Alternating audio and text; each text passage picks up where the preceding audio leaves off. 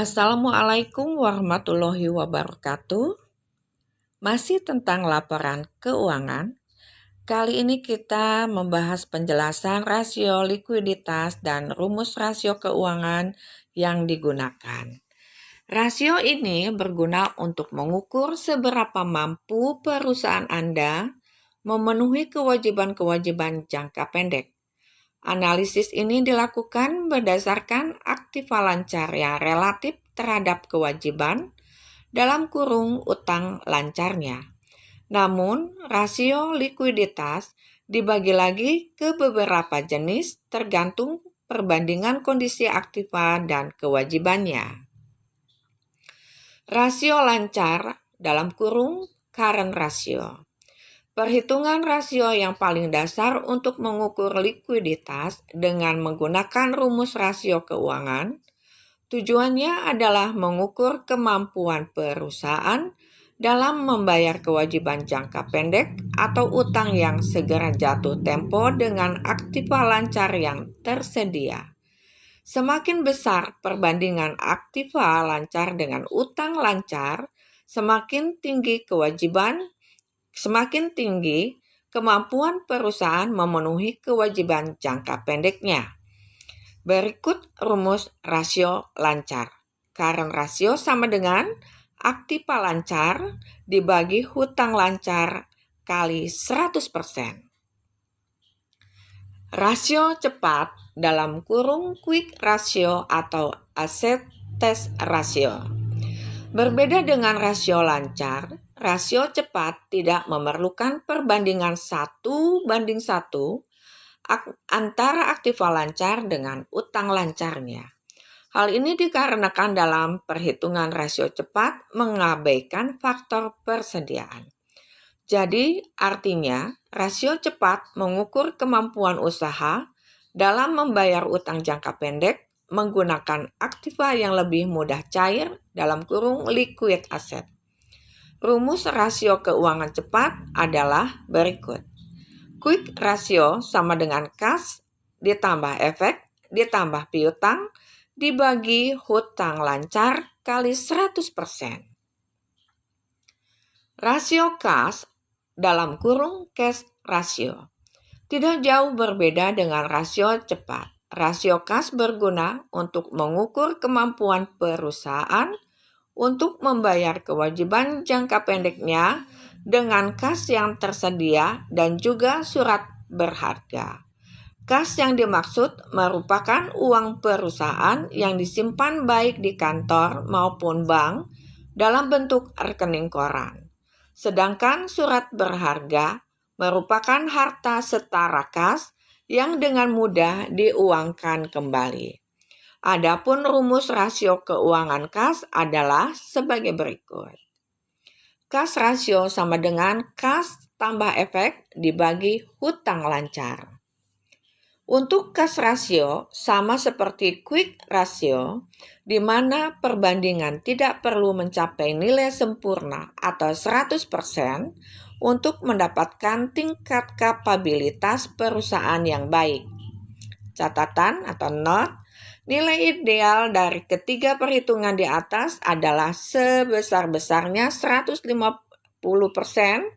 yang berarti semakin besar hasil perhitungan rasio likuiditas, maka semakin sehat kondisi perusahaan.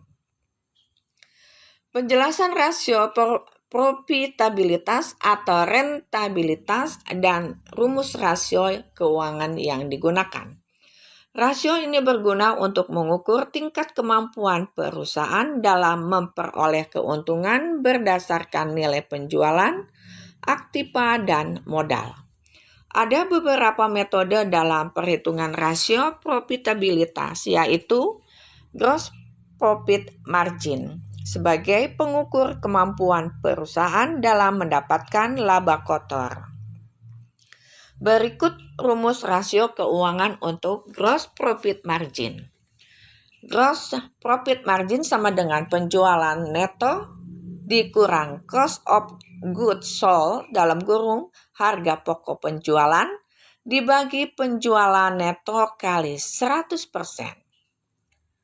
Operating income ratio Perhitungan ini digunakan untuk mengukur kemampuan perusahaan dalam mendapatkan laba operasi sebelum bunga dan pajak dari penjualan. Berikut rumus rasio keuangan untuk operating income ratio. Operating income ratio sama dengan penjualan neto dikurang cost of goods sold dalam kurung HPP dikurang earning before interest and tax dalam kurung EBIT dibagi penjualan neto kali 100%. Net profit margin. Berbeda dengan gross profit margin, net profit margin menghitung tingkat kemampuan perusahaan dalam mendapatkan laba bersih.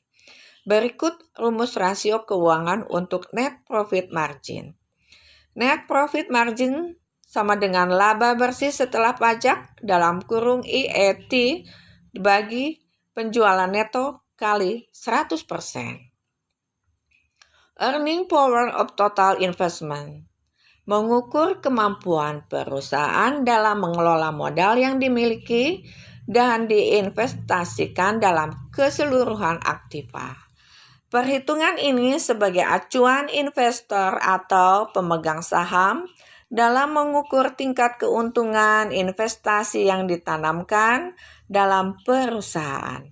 Rumus rasio keuangan untuk earning power of total investment sebagai berikut. Earning power of total investment sama dengan laba sebelum pajak dan bunga dibagi jumlah aktiva kali 100%. Return of investment. Menghitung kemampuan perusahaan dalam menghasilkan keuntungan yang digunakan untuk menutup investasi yang dikeluarkan. Laba yang digunakan untuk mengukur rasio ini adalah laba bersih setelah pajak atau earning after tax dalam kurung IET. Berikut rumus rasio keuangan untuk return of investment. Return of investment sama dengan EIT dibagi jumlah aktiva kali 100%. Earning of equity. Kemampuan perusahaan dalam mendapatkan laba bersih berdasarkan ekuitas. Berikut rumus rasio keuangan untuk equity. Equity sama dengan earning after tax dalam kurung EET dibagi jumlah equity kali 100%. Return on net worth. Mengukur kemampuan modal sendiri yang diinvestasikan untuk menghasilkan pendapatan bagi pemegang saham. Berikut rumus rasio keuangan untuk return on net worth. Return on net worth sama dengan earning after tax dalam kurung IET dibagi jumlah modal sendiri kali 100%. Penjelasan rasio solvabilitas atau leverage ratio dan rumus rasio keuangan yang digunakan. Jika rasio likuiditas untuk mengukur kewajiban jangka pendek berbeda dengan rasio solvabilitas. Rasio ini bertujuan untuk mengukur kemampuan perusahaan dalam memenuhi kewajiban jangka panjangnya. Ada dua jenis dalam rasio ini, yaitu perbandingan kewajiban dengan aset dalam kurung total debt to asset ratio dan juga perbandingan dengan ekuitas dalam kurung total debt to equity ratio. Total debt to asset ratio bertujuan menghitung pengaruh besaran kewajiban terhadap pengelolaan aset perusahaan. Selain itu, rasio ini berfungsi untuk mengukur berapa aktiva atau aset perusahaan yang dibiayai oleh utang.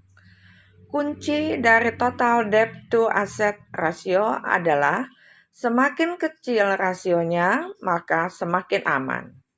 Sedangkan total debt to equity ratio menunjukkan hubungan antara jumlah utang jangka panjang dengan jumlah modal sendiri yang diberikan oleh pemilik perusahaan. Bagi pengusaha, Besaran utang tidak boleh lebih dari jumlah modal sendiri. Sehingga semakin kecil rasionya, maka semakin aman bagi perusahaan. Catatan, nilai maksimal dari rasio ini adalah 200% sebagai batas aman perusahaan memenuhi kewajiban jangka panjangnya. Penjelasan rasio aktivitas dan rumus rasio keuangan yang digunakan. Rasio aktivitas mengukur seberapa efektif perusahaan memanfaatkan segala sumber daya yang dimiliki.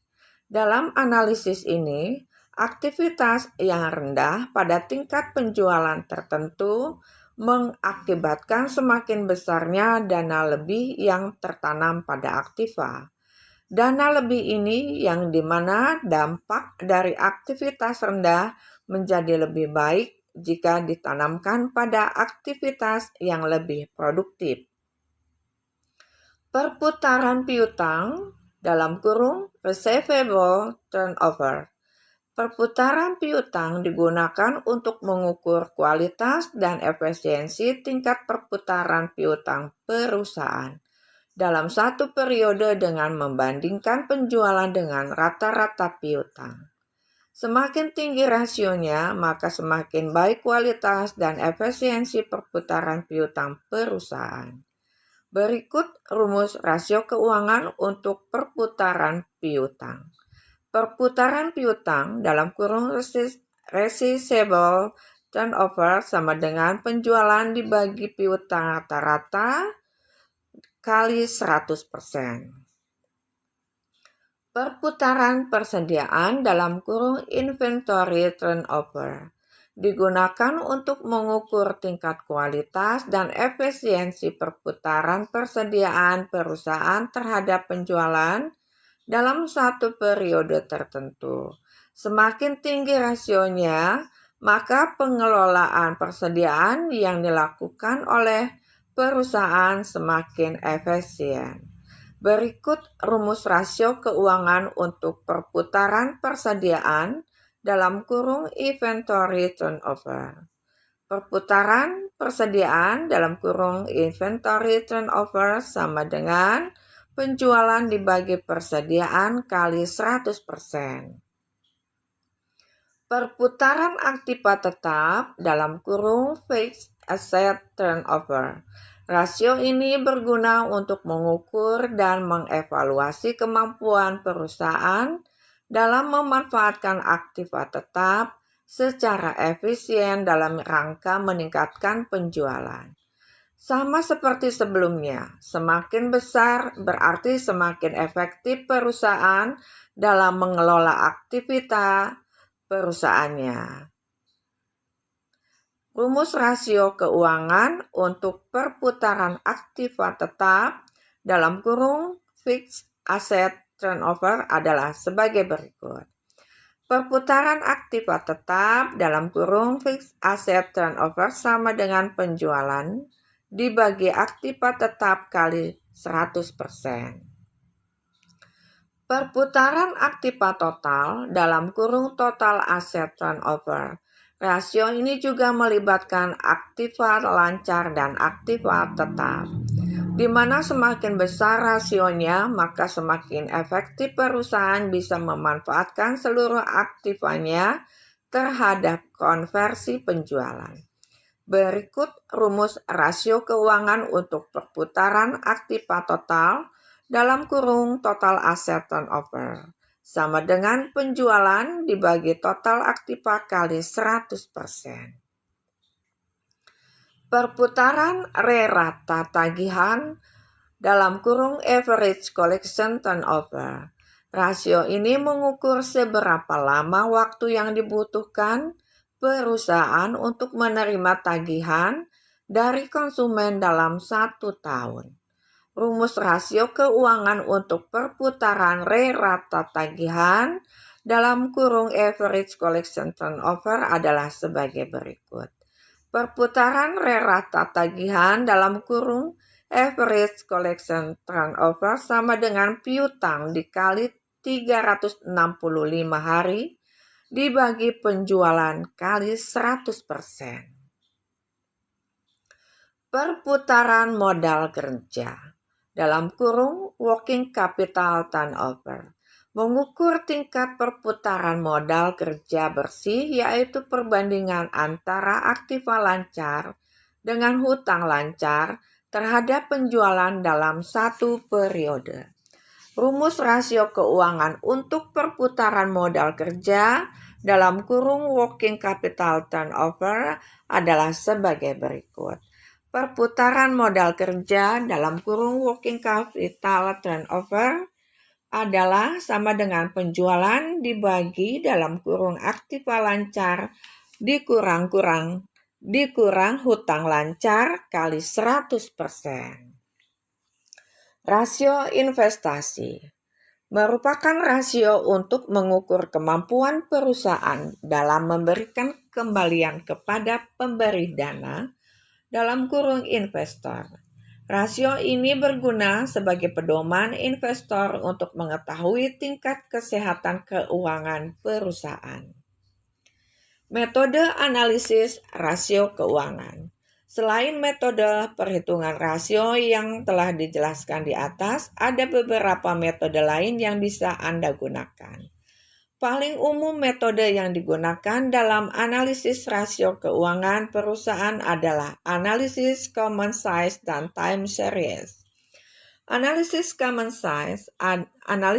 size adalah membandingkan perubahan dalam pos-pos dengan total aktiva, pasiva, dan penjualan.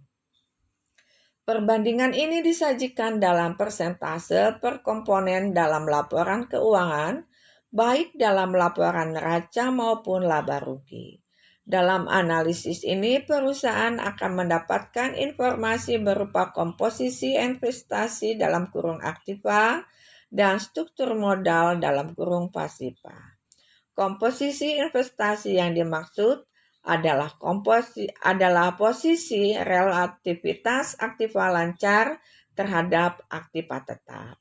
Sedangkan struktur modal menggambarkan relativitas utang perusahaan terhadap modal sendiri. Analisis common size dilakukan juga untuk membandingkan data-data laporan keuangan perusahaan periode berjalan dengan sebelumnya. Membandingkan antar kompetitor atau perbandingan dengan industri. Ingat, fungsi analisis rasio keuangan sebagai analisis daya saing dalam industri. Analisis time series dan forecasting. Analisis ini digunakan untuk membandingkan data keuangan pada periode tertentu, terutama sebagai bahan peramalan atau proyeksi kondisi keuangan di masa depan.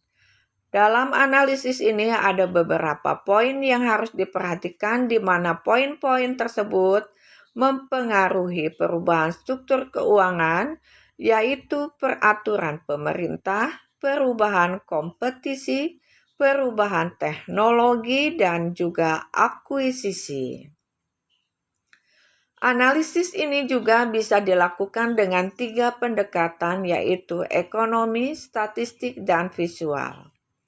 Biasanya analisis time series ini menggunakan indeks berupa angka-angka.